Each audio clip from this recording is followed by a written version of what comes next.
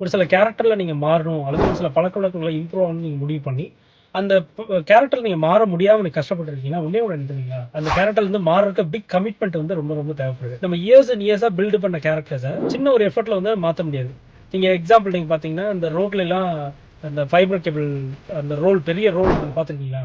Okay right. So அந்த பெரிய fibre cable ரோல ஒரு சின்ன சிசர் எடுத்துட்டு போய் எத்தன பேர் வெட்ட முடியும்? ரைட். உங்களால வெட்ட முடியுமா உங்களால? கண்டிப்பா முடியாது. கண்டிப்பா முடியும். அது ஒரு வீக்ஸ் எடுக்கும். கண்டிப்பா ஒரு ஃபியூ வீக்ஸ் எடுக்கும்னு வைங்க. ஒரு சின்ன சிசர வச்சுட்டு அவ்வளோ பெரிய ஃபைபர் கேபிள் ரோல கட் பண்ண முடியாது.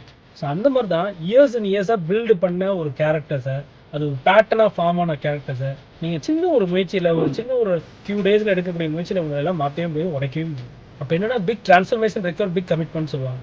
அப்போ உங்களுடைய பெரிய டிரான்ஸ்ஃபர்மேஷனுக்கு பெரிய கமிட்மெண்ட் வந்து நமக்கு தேவைப்படுது. உதாரணமா வந்து ஒரு 21 டேஸ் சேலஞ்சு, ஒரு 90 டேஸ் சேலஞ்சு, நீங்க ஒரு மென்டர்ஷிப்ல கனெக்ட் ஆகி, நீங்க வந்து இம்ப்ரூவ் ஆகுறது ரொம்ப ரொம்ப நல்லது. நீங்க வந்து தனியா தோக்கலாம். ஆனா தனியா ஜெயிக்க முடியாது. அப்ப நீங்க நீங்க ஜெயிக்கணும் அப்படின்னா, உங்களுக்கு ஒரு டீம் வேணும். உங்களுக்கு ஒரு மென்டர் வேணும். உங்கள புல் பண்ணி இழுக்குறதுக்கு, நீங்க தப்பு பண்ணா உங்கள கரெக்ட் பண்றதுக்கு, உங்கள மிஸ்டேக் பண்ணா கைட் பண்றதுக்கு, உங்கள வந்து பார்த்தீங்கன்னா, கைட் பண்றதுக்கு ஒரு மென்டர்ஷிப் வேணும். அப்ப நீங்க வந்து ஒரு மென்டர் கூட வந்து கனெக்ட் ஆகி, நம்ம அவங்க கூட டிராவல் பண்றது நல்லது.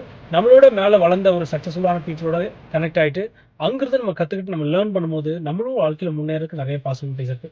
அப்போ if you want to grow, if you want to break your பேட்டர்ன்னா, நீங்க அதுக்கான ஒரு சேலஞ்சஸ் நீங்க எடுக்கணும். ஒரு 21 டேஸ் சேலஞ்ச், ஒரு 90 டேஸ் சேலஞ்ச் நீங்க எடுத்து நீங்க வொர்க் பண்ணும்போது, என்ன எப்படிப்பட்ட ஒரு கேரக்டரா இருந்தாலும், எப்படிப்பட்ட ஒரு பேட்டர்ன் இருந்தாலும், நீங்க அதுலருந்து மாற முடியும், வளர முடியும். Have a good day.